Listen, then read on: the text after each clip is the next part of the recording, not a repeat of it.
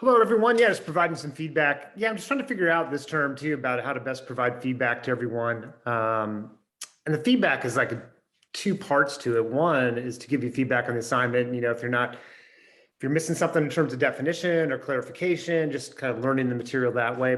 But also, and I think more important or equally as important, if not more important, is just to provide more information, perspective, and just kind of learn things at a deeper level. And I think these kind of video responses as a collective in the class is one way of doing that. I provide less individual feedback as a result.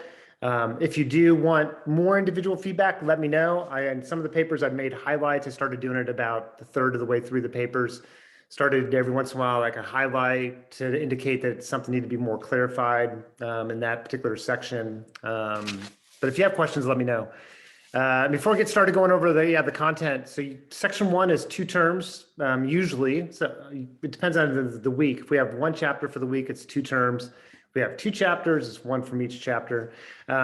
Most everyone's identifying, what is the idea, concept theory idea, piece of research, whatever it is you're exploring. Most everyone's doing a really nice job kind of diving into it. It's kind of like, diving into the content. If you don't have a book, there's a 6th edition PDF out there. There's also one there's a copy down the library. But that's section 1, and then section 2 is going through the content. Okay, so yeah, interesting content or things that people identified from the chapters. Virtual communities and Burning Man, I thought were 2 that we could sort of make a connection to this desire, like in Gesellschaft, like this new type of society that we are in. Previous more simply organized communities and societies, closer ties, social bonds are a lot tighter. In modern day contemporary life, it's a kind of a different state of chronic anomie, what Durkheim would talk about. We still have social ties and we connect them, but there's a different labor involved. It's like almost like it's not built within the structure itself. So we create all these subcultures sometimes, ways of meaning, belonging, and connection. We can do that physically. Burning Man's super cool. Sense of community, together, being part of something larger than oneself, and then virtual communities being able to do that in a virtual way. Primary groups and secondary groups. Another one interesting to kind of get into and thinking about Cooley and the Looking Glass Self and Mead, the power and the importance of primary groups and secondary groups in terms of our own social experience, our sense of our identity, and different aspects like that. Groupthink was another one that quite a few people talked about, and one application into political affiliation, political party affiliation during time periods of election or after. There can be this sort of groupthink mentality that starts to go on where, we conform to the will of the group. And that group could be our social group, could be a work group, could be other groups, but there's a groupthink element that could potentially be involved. And you can think about it within organizations as well. Look at within particular institutions, this becomes a challenge in some spaces, like for example, with any tight-knit focus group, and then a group that's also sometimes, where tight social bonds are required or facilitated within the organization. So I'm thinking like law enforcement, firefighters, EMT, this common effort towards a particular goal. Groupthink can be particularly problematic in a situation like that. It's where, start thinking about a related concept of a whistleblower. The likelihood is if there's something going on within an organization that sometimes that may be protected, and that could be actually harmful to individuals, both within the organization and outside the organization. I'm recalling or thinking about, the thin blue line, sort of this band of brotherhood. Like there's some value in that for sure, but there can be some danger points in that as well. Social network analysis, and somebody made a comment about STDs and doing a social network analysis. I thought that was an interesting connection. Okay, so now moving into some content, the embodied status. Everybody had definitions of status, all strong. It's more about starting to think about, why study it? What's the value, the importance? How do we see it? That's where it becomes, I think, more interesting, fun, and where the value comes into play. We could go to the embodied culture or embodied status kind of component. Think about hair.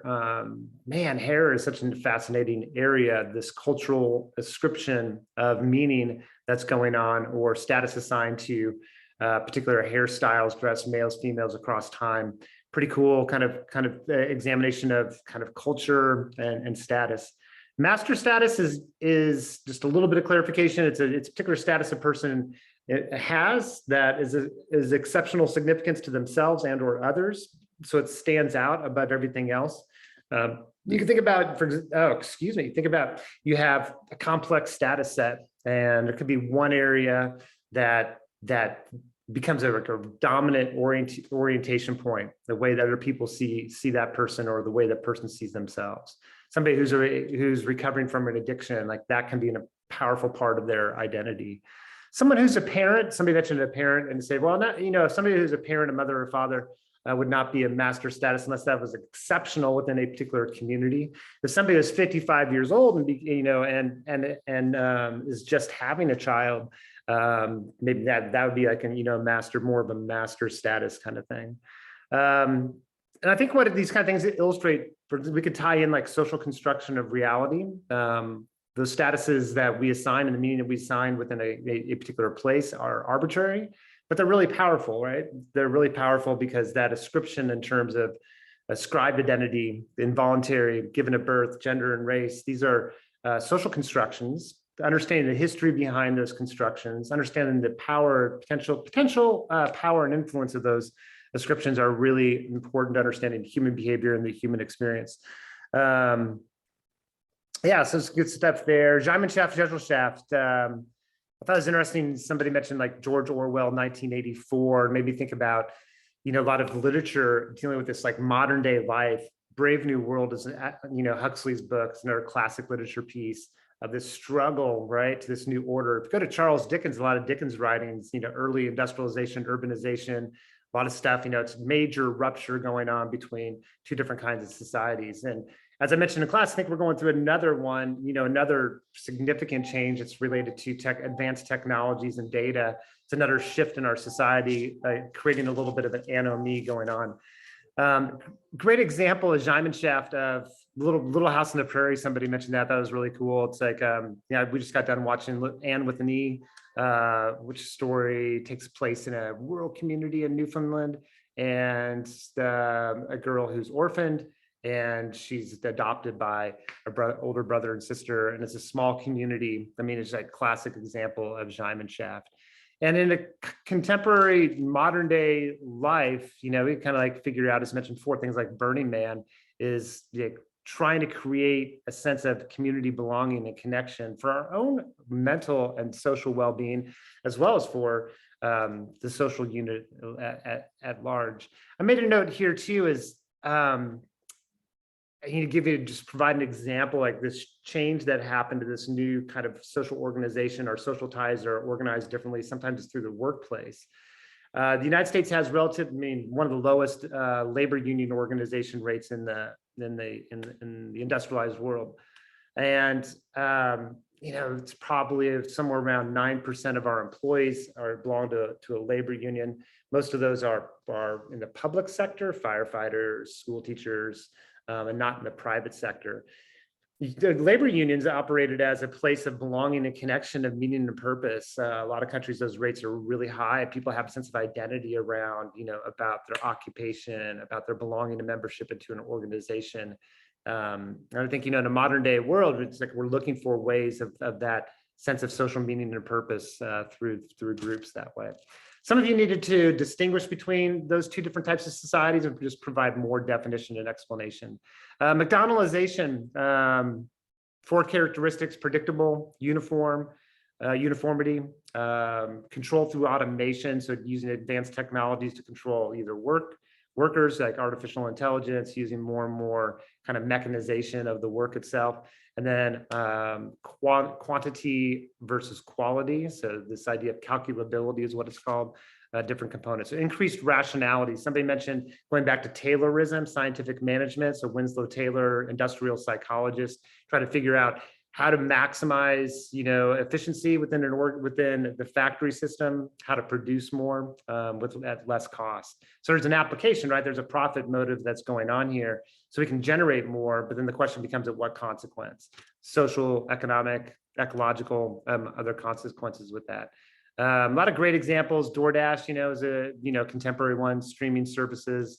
One thing though I thought of is, to get at some of the difficulties sometimes with McDonaldization or challenge points. You try to make a phone call to an organization and you're trying to get through to customer service rep, right? All those phone tree kind of things. Well, for the institution, that may be efficient. They can gather data, all these kind of things. But it's very dehumanizing for the one who's making the phone call. You're just trying to get a hold of someone in customer service, and it's painful sometimes in trying to get a hold of someone. I thought another interesting example would be, somebody mentioned hotels, and then I started thinking about Airbnbs. Early years of Airbnb started out at, I think, two dudes from San Francisco. There were a lot of conventions and just people coming in, traveling, didn't have places to stay. They just started opening up their rooms. I mean, it started as a kind of a small grassroots kind of thing, and it's morphed into this massive industry, and other industries now that are piggybacking off that. And I bring up McDonaldization in the sense that early years, there was more individual, I don't know how to say it. So the items or the places to go and stay were less culturally leveled, so to speak. Now, property, people buying property, just turn them into Airbnbs, and it becomes more standardized in terms of that particular experience, where you lose some of that unique feature a little bit. With that, it becomes like the new hotel version as Airbnbs become that new version. And the last thing to bring up was like the research, and we'll talk about this in class, with Milgram or Zimbardo or Ash's study of conformity. The reality is that we all conform. There's importance and there's value in conformity. Of course, there's danger zones with conformity as well. I think it's thinking about what are our motivations for conforming.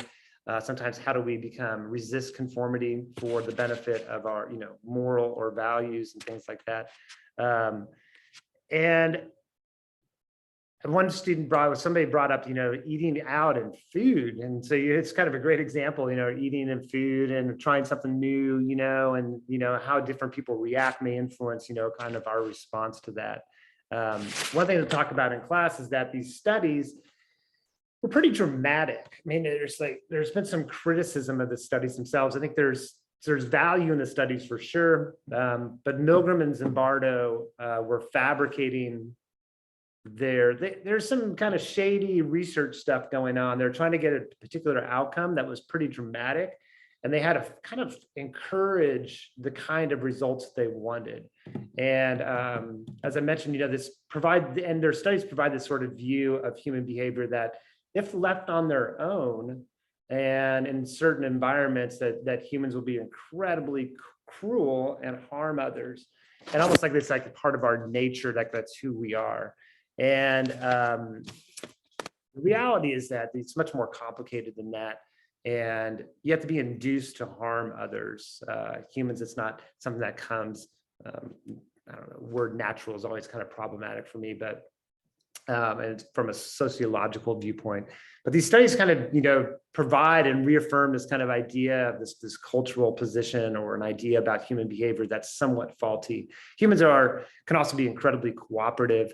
And those environments, like Stanford prison study, the guards and the prisoners, I mean, Zimbardo had to create conditions to really encourage the guards to do that. If you put a bunch of people together and say, okay, form guards and prisoners, they aren't going to go into that kind of behavior. But you create a condition and a structure, you can help facilitate and motivate that. So our focus is not on the individual bad people, but rather we call the bad barrel, or the setting, or the structure itself. All right, hopefully that was helpful. If you have any questions, let me know. Have a great day, and see you in class.